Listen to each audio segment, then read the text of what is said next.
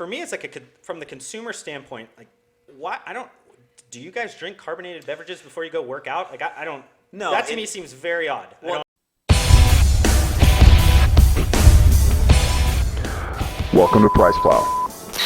what's going on, PricePlow Nation? CJ and Mike here. We got a special guest, Josh Shaw, industry expert, join us here. I know it looks like a podcast, but this is just going to be more or less kind of an open-ended, interesting conversation about the supplement industry, right? Right, yeah. So we recently had Josh on the channel talking about one thing, and I wanted to do that again and talk about one thing here. You talked about GNC closing 200 stores. You look into the numbers, and so we'll get into a couple other videos. But this time, we need to talk about what's the deal with sports nutrition companies getting into the energy drink game and into the fridge space and all that. So I think Josh has a few comments about it. CJ obviously has a lot too. We've been talking about it. Cellucor's been the big, the big elephant in that room. But Josh, what's your take on this? I mean, I guess I'll speak first, like from the consumer side. Like, I'm an energy drink connoisseur. I like sugar-free energy drinks. I love it. I love more competition. I like more flavor profiles. People trying to push the envelope. So from a consumer standpoint, I think it's great. I mean, I think it's definitely an area that people can expand on from just the traditional kind of beverage angle. So I mean, like, at least from that angle, I think, and probably CJ probably takes that as well, is that Right. Energy drinks in general, I think the more choices, the better. Right, absolutely. Yeah. Yeah. Now, I think that I absolutely obviously support it, and I think that I was skeptical until we saw VPX really, in my opinion, just do so well in that department, and then it kind of like made me realize, okay, so maybe there can be more than just Monster and Red Bull, and Rockstar. And so to see that success, I think that's gotten me even more amped to see companies, provide more choices like this. So I have a question maybe for Josh. When you say VPX is being successful with Bang, yes, they were, but how successful is Bang compared to a Right, Monster yeah. or a Rockstar? Are you seeing, are they even scratching that surface? No, I mean, it's very small comparative of sales. I mean, I think comparative to like it's tough because like a beverage brand, be it a Rockstar or Red Bull or Monster or whatever, you're only at a fractional or 1 or 2 or 3% market share comparative to those types of companies. Like, you're just very small, which looks, from a beverage perspective, you're like, that's really not all that big of a deal. But I think at this point, VPX is at a point where people are kind of perking up and realizing, like, what are they doing? What's going on? That's like not normal. I mean, you can look at, there's a graveyard of sports nutrition companies that have tried this already. So I think they're probably the one that has stuck out and kind of went a little bit past it. And that's kind of what I was going to say is what's interesting is, first of all, I don't know anything about anything when it comes to graphs and actually seeing like understand the scale of this like you do. But what I do understand is that whenever I go to H-E-B, which is a huge chain of grocery stores now, I'm seeing Bang on the fridge shelf right next to Monster. Yeah. And that has to matter. That has to mean something. Yeah. Monster, and I'm not sure who owns who, but this is like Coca-Cola / PepsiCo / big. Yeah. I mean, because you have in beverage, you have the big three. You have Dr. Did you see, by the way, sorry to cut you off, man, but like literally, Angela sent me a picture at H-E-B right now. The new tea flavor of Bang's out, and they have, how they stack the Dr. Peppers and stuff into those giant like mountains, like that kind of segment of the grocery store. They have that for Bang, like just the new tea flavor. And maybe So Josh it's can talk like- about that. It's like getting end cap space or something like that. But Yeah, I mean, so just to kind of go back, like with the big three, you have Dr. Pepper Snapple Group, you have PepsiCo, and then you have Coca-Cola. Those are kind of your big three, and then they own a variety of different brands, be it in energy or traditional kind of carbonated soft drinks, juices, whatever. So I guess going back to like sports nutrition companies, like I guess why I wanted to bring this point up to everybody was that in the last couple of months, I've seen a lot of sports nutrition brands getting into large format, and what I call large format is like 16 ounce, like these, like from Cellucor, or you have like America Labs kind of coming out with one. You had ProSups, you have, who else? I mean, there's been probably a couple other ones that have kind of also done like the large format. Yeah, I'm trying to think. the main ones that we've been talking Yeah, about. yeah, I think that's all I've been. Yeah. What is kind of concerning to me is that, when you, like a beverage company is structured much different than a sports nutrition company. And I guess I'll explain this a little bit more, is that like a sports nutrition company or kind of any nutritional supplements, generally it's a marketing company that, sells X. And usually those things, be it caps, powders, pills, are easy to move. they're kind of quick, and they have a large value per unit, like economics. So it's generally you don't need as many salespeople, you don't need as heavy distribution, you can move things around pretty cheaply and also make a pretty decent margin. Okay. When you have a beverage company, the way that thing is structured, it's kind of very distribution heavy, very sales heavy, because you're moving, like in the case of this has a, maybe a $2 or $3 per unit cost to it. You put a 12 pack in there, your full 12 pack's $25, $30 or whatever. Just to send that through the mail, like on a one case, I mean, that's $13, $14, $15 right there. So you're Right. eating so much of this margin in there if you don't have, national distribution or have a really connected amount of distribution, and not so much like just like through sports nutrition distribution, but like, beverage distribution, like beer distributors, different kind of networks, like in Austin or Denver or Dallas, those types of cities. You might have 5 or 6 beverage distribution companies that service just that one city. And if you're not with a PepsiCo or not with a Coca-Cola or you're not with a Dr. Pepper Snapple, you have to physically go one by one and find these distribution networks to get there to go on. So I totally get that, except for my only thing is like, I mean, even though energy drinks and like canned, like carbonated beverages are, I would say relatively new or growing in the scene, RTDs are not. Like, I mean, we've seen like the red line energy drinks, the bottled, that's been around for a minute. And so is it really that, is a beverage company really that new to our industry, in your opinion? You know what I mean? Because like RTDs are not, we've seen protein, the ABVs and the fridge stuff, Yeah, I think with protein, I think because it's such a niche, like those are not carried, I mean, outside of a few select ones, and those are also owned by conglomerates, they're not in convenience stores, they're not in like mass distribution or drug or, those types of massive kind of placements. What about like Cytosport? So that obviously owned by a bigger company. So they generally then get into the distribution networks of whatever that conglomerate that they're owned by. Okay. So I think a lot of times with protein, because it's such a niche, like you don't get 17 different choices at a 7-Eleven. You get maybe 1 or 2. One's owned by Coke, one owns by Pepsi, and then one's somebody else. That's kind of how it is. What's interesting is I just realized this. So we're talking about how if you look at like the supplement companies, it's kind of a small fish entering a very like big big boy land, right, with the energy drinks and stuff. But we've also seen big boys try to do the protein thing and be very unsuccessful.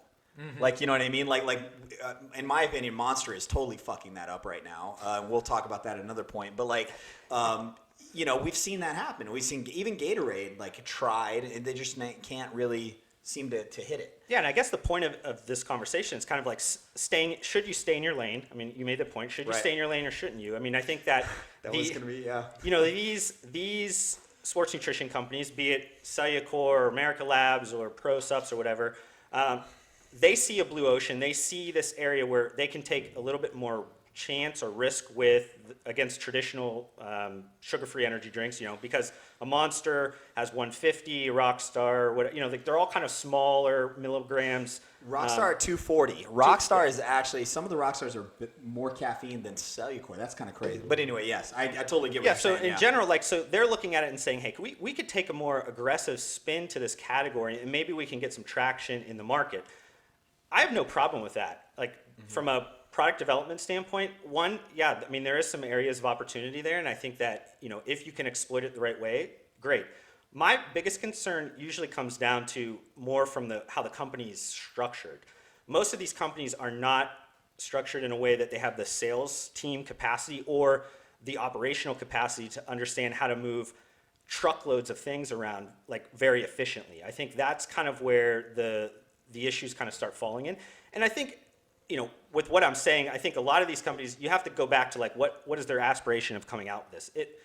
America Labs or something, they might not have aspirations to sell $100 million worth of beverages. They might think to themselves like, hey, this is a good way to get in the coolers at the local mom and pop shops, or it's kind of my way to kind of get myself in certain areas that I wasn't able to get into. Talking with Miracle Labs, and they're going to punch me in the fucking face if I'm wrong about this, but I feel like they don't have any delusions of grandeur. I think they understand that.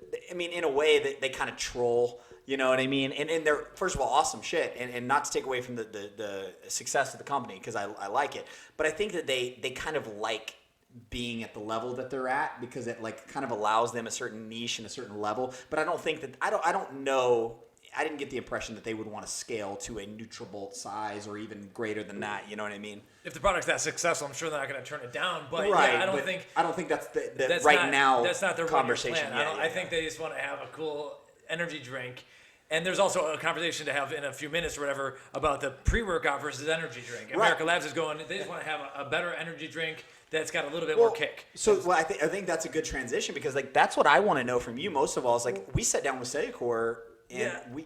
Well, I was going to say, I'm not yet ready to transition into the whole pre-workout thing, though, because I want to hear from Josh about, like, okay, let's say that you are NutriBullet and you're used to selling powders, be it, shitload of tubs of C4, and you sell them, you're even selling the C4 Sport into Walmart, you're selling into Costco and everything. So they're also selling RTDs too, though. They're also already doing okay, beverages. but that's not canned in a fridge. Yeah. So how do you transition that sales force? Like, if you're Cellucor, what do you do?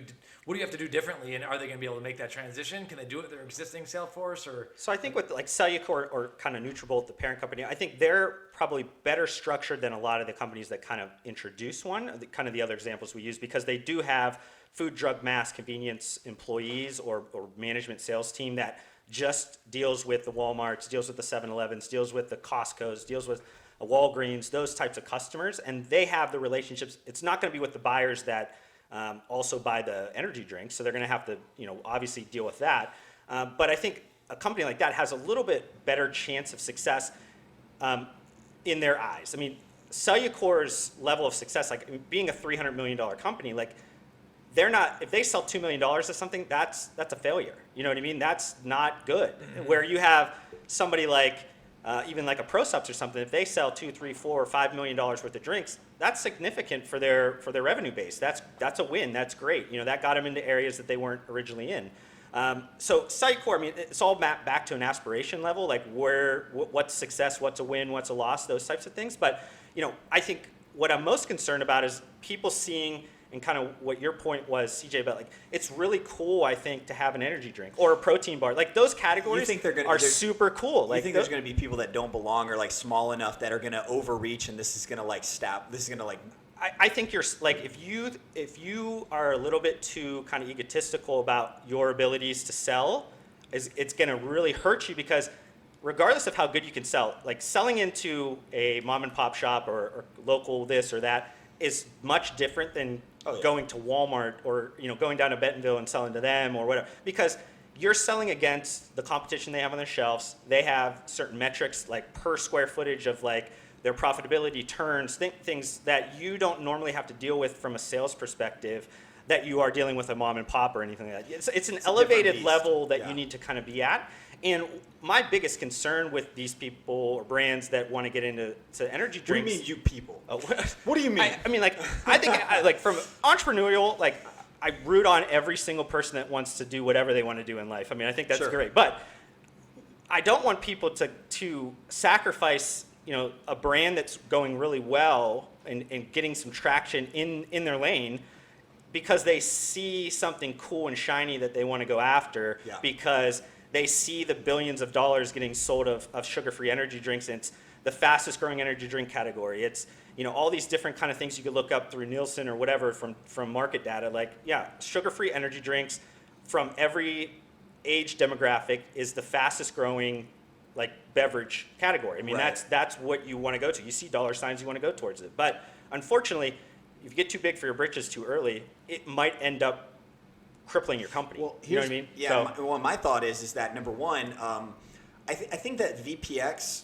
kind of shocked people a little bit with Bang. I think I think they're the ones that are probably the inspiration behind some of these other companies, like interested in jumping, because they're like they saw the success with this company that happens to be a supplement company that people think of a certain way. But what I think people are forgetting is that VPX was out of the supplement companies was very much a beverage company. I mean, Redline had been around forever. They were already doing this. They already had trucks. So, They had a really good proof of concept Right. there. Yeah, I mean, and I think the difference also with and I was going to say Nutrabolt, they should be scared because Nutrabolt also is positioned perfectly, in my opinion. Not only are they have they been somewhat of a beverage company, that on the goes are not new to them, but they also already have a relationship with these big distributors that are working with Bang now. You know what I mean? I would say, I mean, just to go, like the VPX thing, I think they're interesting in terms of the way they're positioned because one, they did a proof of concept with the red lines. I think those were successful. It was kind of in their face for a long time, like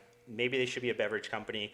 But they also kind of, I think they own their own manufacturing. They own a lot of their own distribution of like trucks, like what they call like DSD or like just like to the door delivery type of thing. So like I think they're structured much better to handle the growth that they're doing. And I think now they see, you know, how quick they are growing and how much they've kind of scaled up that kind of operation. The difference between like them and a Cellucor, yeah, they do have those relationships.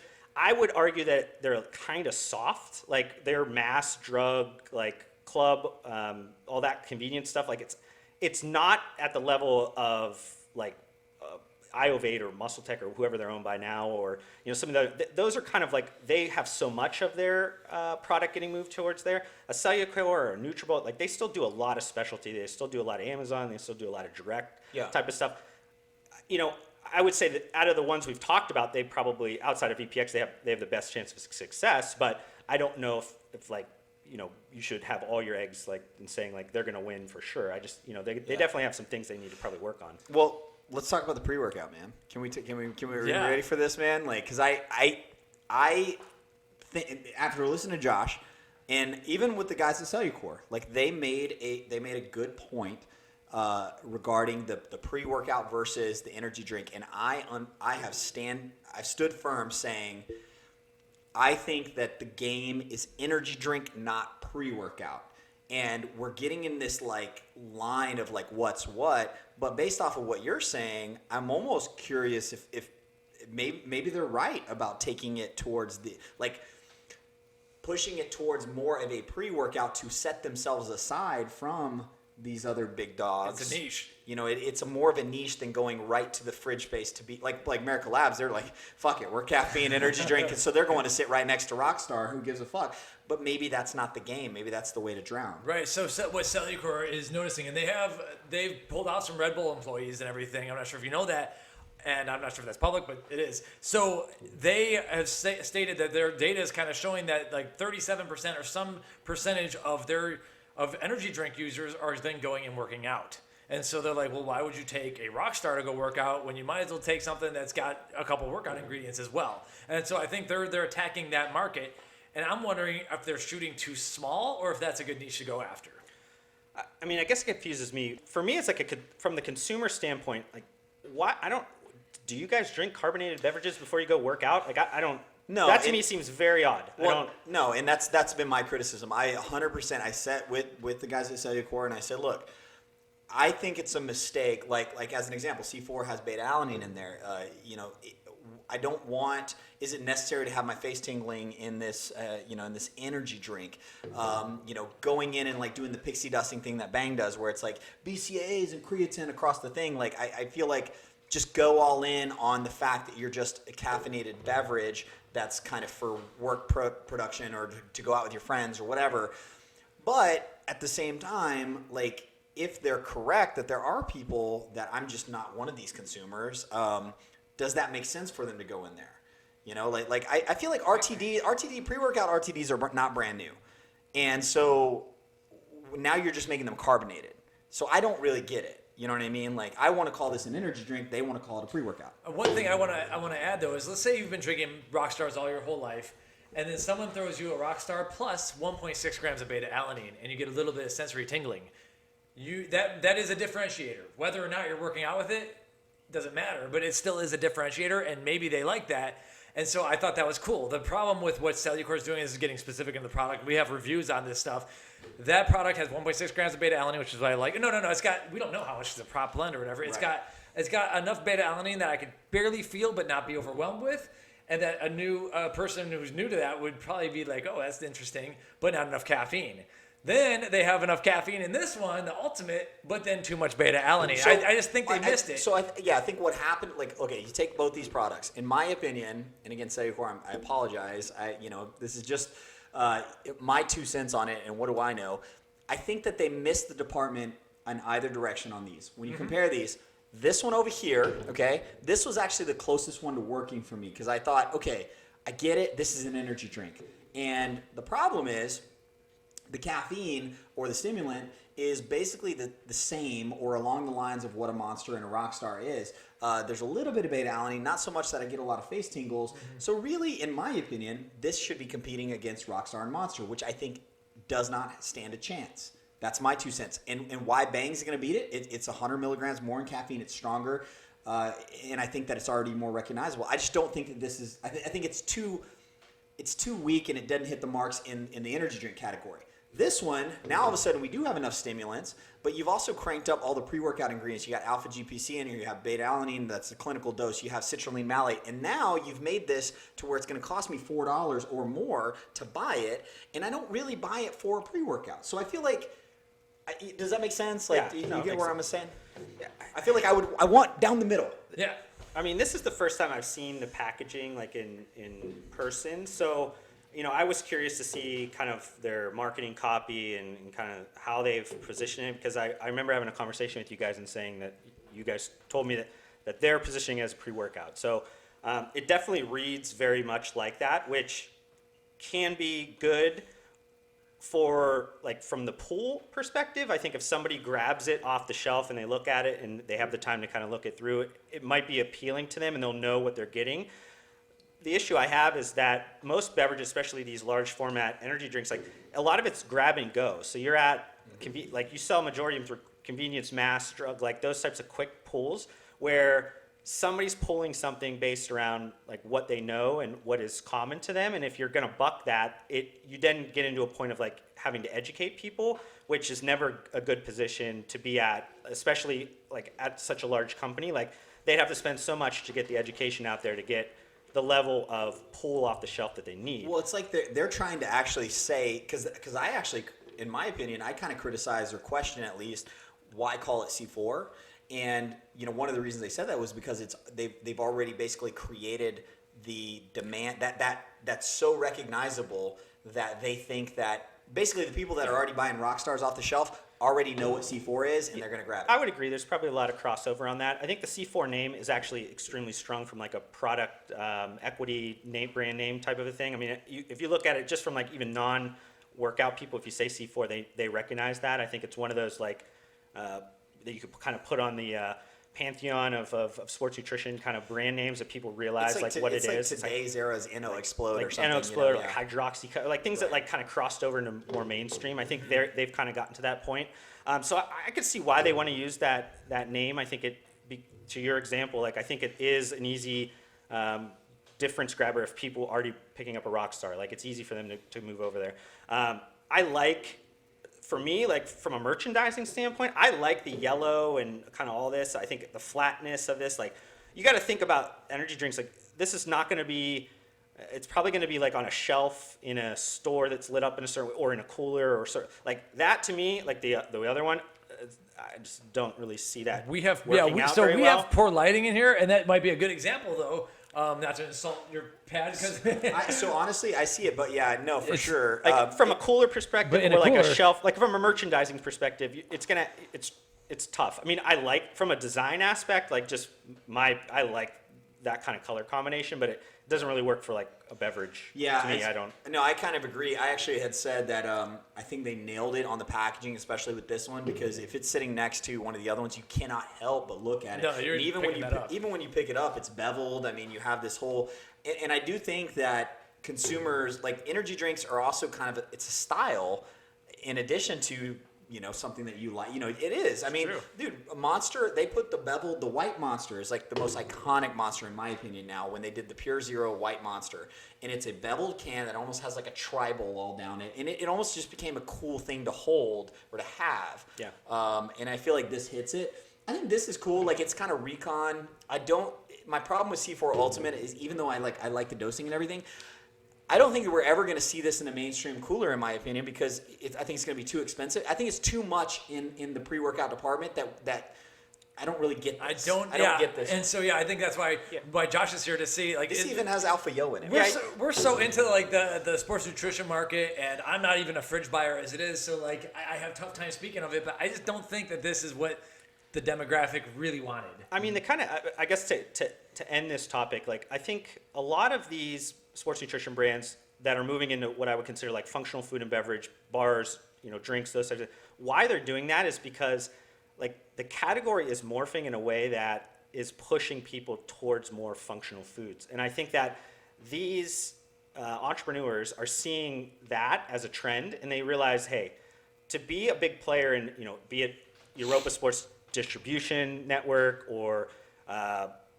GNC or any of these kind of traditional kind of like channels, they have to have these as a kind of an introductory point to their brand. And I think because there's such a large proportion of sales that are getting done in those categories now in those kind of channels, people now have to enter there to be a player. And I think that's kind of where a lot of these people are starting to get into areas that normally they wouldn't. Bars and drinks and whatever, like they're tough categories when there's a lot of competition because you have so much broadness of like big brands that deal with that stuff. But you also have you have spoilage, you have with cans, you have denting, breaking, you have a lot of things that you didn't deal with when you do cap powders, pills, just so a lot of different things. So, I mean, I think what you guys will get from this conversation is there's definitely some opportunities, but there's a lot of things, what I would consider like red flags, you got to look at from your structure of your business, the way you want to be an entrepreneur, the way you want your business to run. Like, is it right for you? Just don't go after it just because you want to go after it. So, last thing, this is how I want to end this, right? We got like 3.5 minutes already before the camera cuts off. But if you're talking to Saycor right now, okay, and you don't have all the market research, all that, but right off the top of the dome, do they push towards energy drink or do they push towards pre-workout?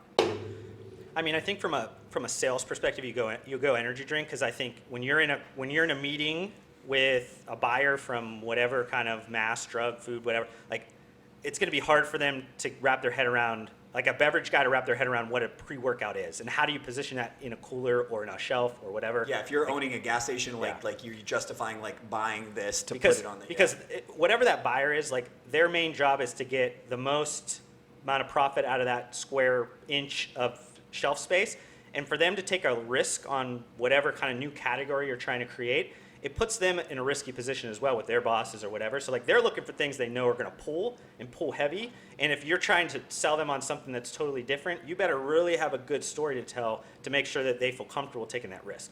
Nice. Listen, folks, the reason we care about this is because we obviously love the sports nutrition industry, and I'm not going to speak for you guys. I'm going to speak for myself. I want someone in our industry, in our neighborhood, to take it to Coca-Cola, to take it to Pepsi. We are rooting for our companies, and I think VPX Bang is the one who's doing it best. I want Nutrabolt, and I want Cellucor to take it to Pepsi. I'm serious. Sure. I just don't think that they are doing it yet with this, and I agree with Josh that it should be done in the energy drink realm. Stop wasting profit margins on citrulline malate. Let's go energy. So that's where I want someone to win. And I think what's great is that VPX, with the success, they have kind of laid some of the groundwork, in my opinion. They have proven, I'm seeing more and more gas stations, more grocery stores and stuff. They're kind of proven that the sports nutrition world can enter this arena, and so some of those buyers already recognize that, and I think that's going to allow Nutrabolt or another company to kind of give them an in route. It's like we've kind of laid the groundwork and got the respect there, so come on in. So anyway, and I'm excited because Nutrabolt is kind of scaled at the level that I think